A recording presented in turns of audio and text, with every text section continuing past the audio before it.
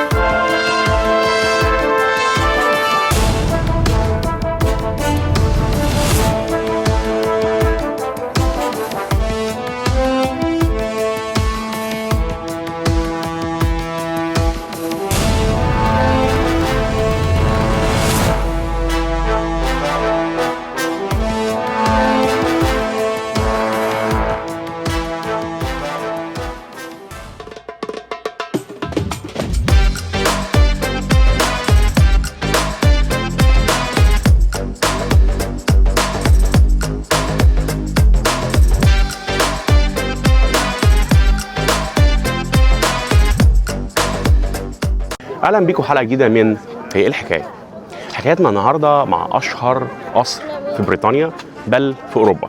حكايتنا عن قصر باكنهام. اتبنى القصر كبيت عادي جدا للدوق باكنهام سنه 1703، وفي سنه 1761 قرر الملك جورج الثالث انه يشتري البيت لزوجته شارلوت ويتحول لقصر الملكه. وفي سنة 1820 قرر الملك جورج الرابع تحويل القصر ليكون القصر الملكي في بريطانيا، وكلف المهندس جون ناش بتوسعته وتجديده.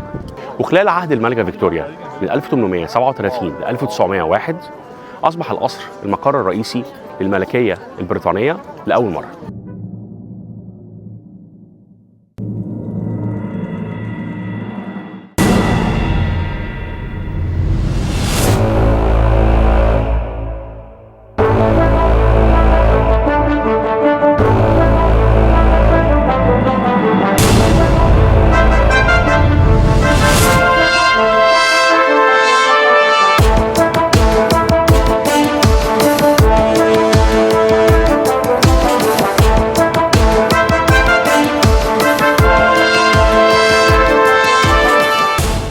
طب يا ترى بقى القصر ده فيه كام اوضه؟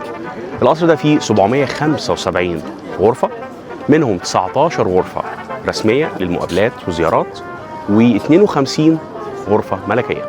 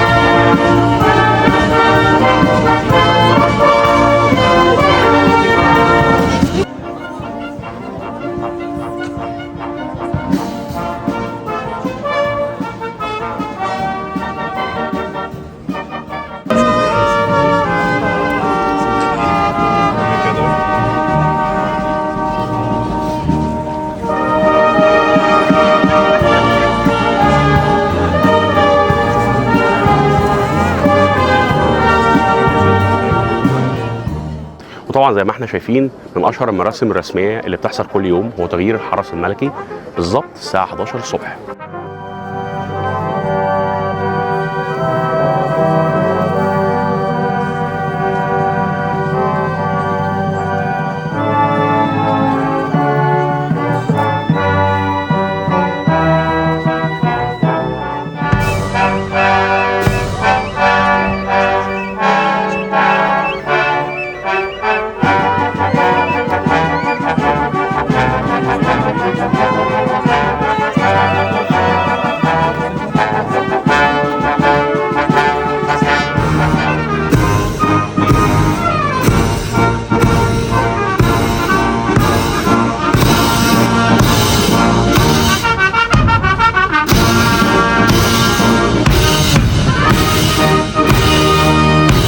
ومن اغرب الحوادث اللي حصلت في القصر ان سنه 1982 مايكل فيجن اتسلل القصر، مش مره، مرتين. تخيلوا بقى المره الثانيه دي عدى من الباب ودخل جوه، وصل لغرفه الملكه وقعد على السرير بتاع الملكه. تصحى الملكه من النوم تلاقي مايكل فيجن قاعد وبيبص لها. طبعا الموضوع كان مرعب جدا بالنسبه للملكه، بس هي قدرت تحافظ على هدوءها لغايه ما الحرس جم وقبضوا عليه. وطبعا الموقف ده كان محرج جدا جدا للحرس اللي المفروض ما يعديش دبانه، مش واحد يعدي ويدخل ويقعد على السرير بتاع الملكه.